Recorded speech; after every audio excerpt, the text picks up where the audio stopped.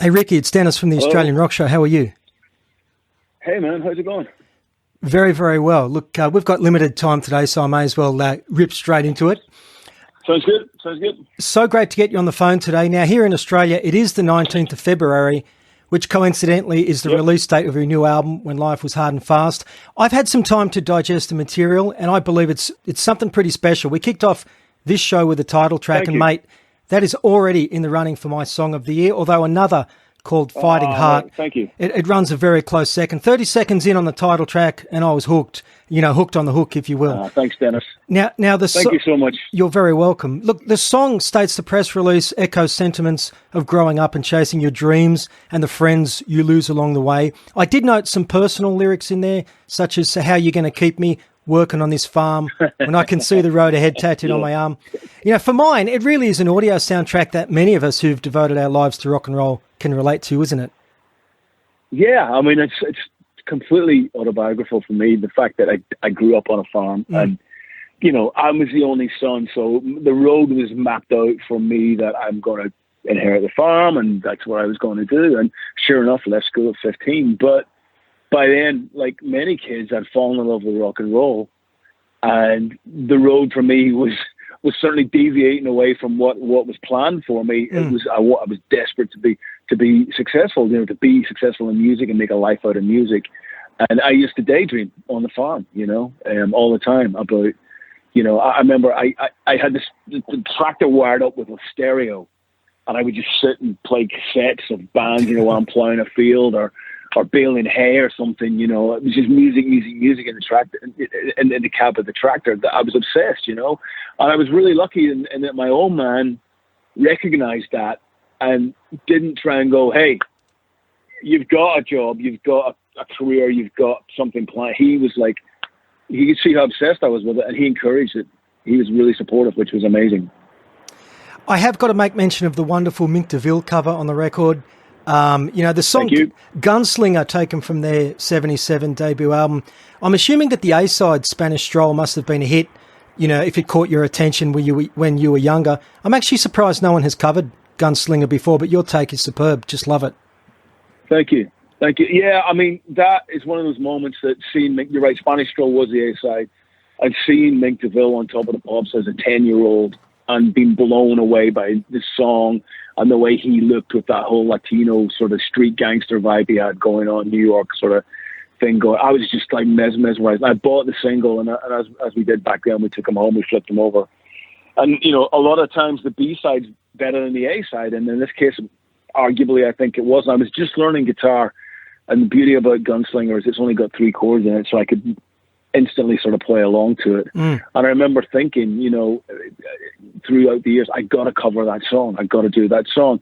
And when we were writing When Life Was Hard and Fast, just the narrative and the vibe of the album, I just thought, this is the perfect time to put this song on this record because it won't seem out of place. And it just ties in with the whole vibe. So I mentioned it to Keith Nelson, who was co-producing the record with him, and he hadn't heard it. I played him a song. He's like, "We got to do this." And that was it. So it's been a 40 years of waiting to fulfill that kind of dream of actually covering the song. I finally got to do it, which is great. Mate, many older rock fans, including myself listening in, will have memories of the long and grueling run of dates you did with the Screaming Jets in Australia back in July and August of 92. Yes. You covered some miles between gigs. I actually can recall Peter Wells from Rose Tattoo got up and jammed at one gig. And safe to say, Springfields in Sydney was pretty much your second home, was it not? Yes, it was. Mate, the memories of that are so special and so engraved in my soul of just what a wonderful time. And by the end of it, we were like thinking about moving to Australia. We're just like, we don't want this to end, because we'd become such good friends with the boys in the Screaming Jets, obviously, but we'd made so many friends. We'd actually made so many friends in Sydney and all the places we played.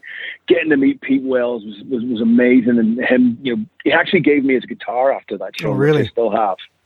Yeah, which I still have to this day, obviously. And the whole thing about that whole tour was magical. It was just a magical 6-7 weeks. We got to see so much of the country as well. Got to go to some crazy places and play some crazy shows.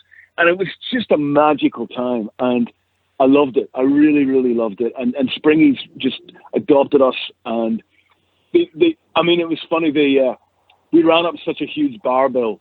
You know, we're talking thousands of dollars here over the time we were there, that we were like, you know, we felt bad. So we sort of said to them, look, we'll play a show and you can charge people in just to cover which is what we did right at the end. We actually played a show in Springfield to cover our bar bill, basically, because it was so horrendous.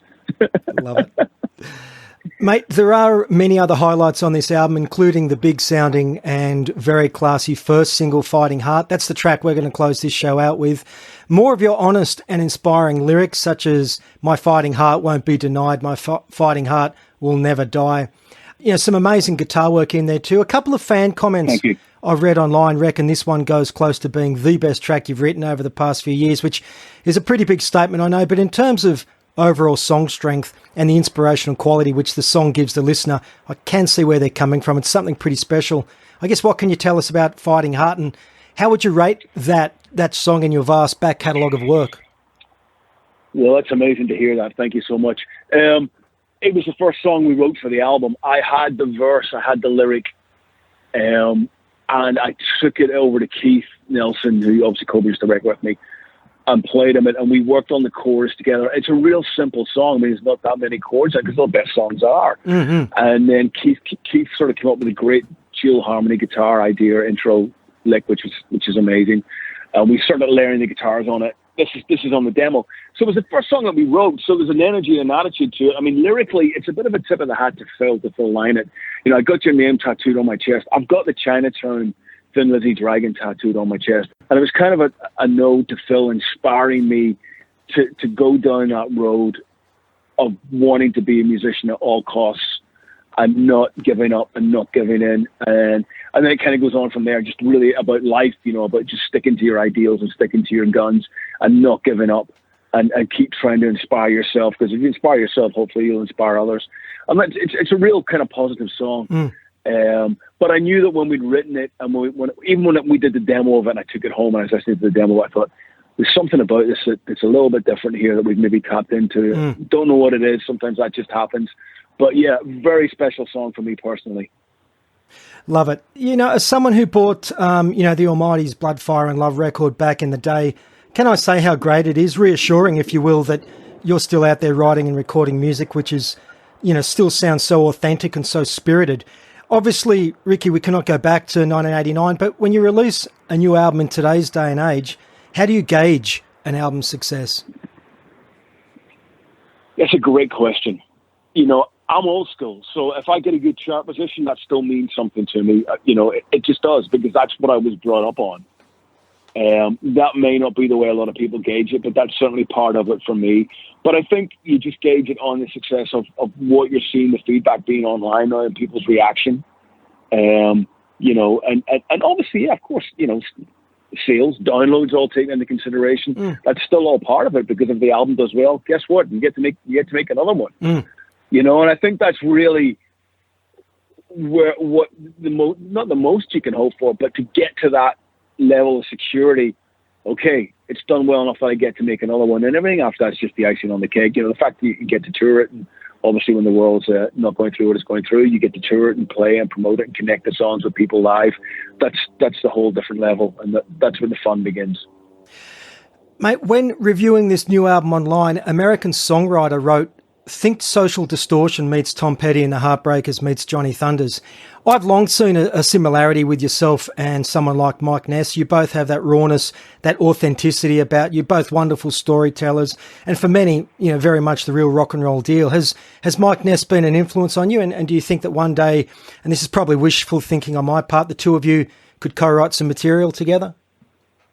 Oh man, I would love to work with Mike. Yeah, Social Distortion, I've been a fan of Social Distortion for, you know, way back, early 90s, somewhere between Heaven and Hell is probably the first record I really got into, and then sort of worked backwards, and, you know, White Light, White Heat was amazing. I just think Mike Ness is somebody is up there with he's stuck to his guns, he's got a distinctive style, he does it on his own terms, and does it all his own way, and I love that, and I really admire that, and they're such a great band.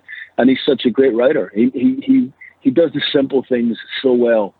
and portrays just life very eloquently, and puts that across in such a way that it's very memorable, and it's very simplified as well. And I mean that as a huge compliment, and that's difficult to do.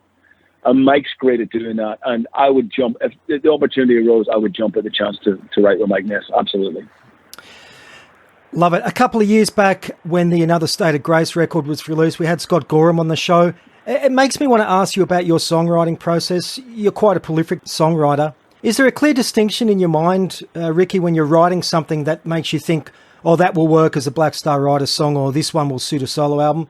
Is that how the process works with what ends up where? Yeah, Dennis, it's a gut feeling. I mean, that's the only way I can describe it. You just kind of know in your gut what's going to work where. Listen, there's obviously a couple of songs that listen, I can't separate myself from myself. I'm predominantly the main songwriter in Black Star Riders, and obviously the solo stuff, of course. So you can't separate yourself from yourself. So there's always going to be that little bit of crossover there. But I think when I get an idea, suddenly I'll maybe go, oh man, I can really hear Scott playing on this. Or I can hear what Chad's going to do on the drums, or what Robbie or Christian's going to do, what they're going to bring to the show here. So then that suddenly becomes a Black Star Riders idea. And maybe I might not develop it as much on my own before, as I would if I was writing for myself. Maybe I'll just go, okay, I've got to this point, and I'll send it to the guys and get their take on it. Obviously with the solo stuff, you can go where you want with it. The roads can go off the left, right, center. There's complete narcissism involved doing the solo stuff, which, appeals to me. Appeals to me as a songwriter, and I can work with whoever I want with and all that kind of stuff. So it's the best of both worlds, and I think that what's nice about it is the guys in Black Star Riders trust me enough to know that I'm not going to turn up to the next Black Star Riders, demo session or album writing session going, hey guys, I ain't got anything because I used it all on my solo album. That's never happened. I'm always going to turn up with abundance of material, and I feel that I'm certainly not selling them short. I mean, Black Star Riders takes priority, and everything else I sort of have to maneuver around that. Mate, we did recently touch on the Almighty. I may just ask you a couple of random ones. I've always loved the organ at the intro in Resurrection Mother. I think more bands should include organ, and I think there's some organ on the track Detroit as well. Some tough lyrical content in Detroit too. I'm always curious to know, had you been to Detroit when you wrote that song?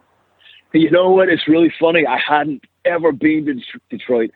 You know what? That's a lie. I had once. Okay.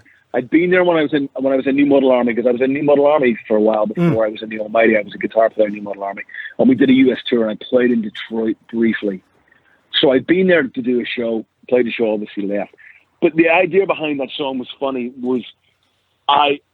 When I moved to Scotland from Northern Ireland, I moved to quite a small town, and it was where I met the guys that we went on from the Almighty with. And our local pub, we'd be in there, and there was a couple of big shots would always be sort of acting tough, and these are the Barstow preachers. These guys had never left the town in their life, and their life was go to work, go to the same pub every night, go home. That was it. And you hear these kind of guys talking like, I've done this and I've done that. And it's like, mate, you've done nothing, And it was kind of a jibe at them, just sort of take them to somewhere like downtown Detroit, and see how they get on. Kick them out. There you go. Love no it. Money. You're in Detroit, you're in the middle of Motor City, where it's all going off, and let's see how hard you are now. Let's see how savvy you are now. And that was the kind of thinking behind the idea behind the song. Ricky, we're running short of time, and I do want to stick to the schedule. We had better finish up.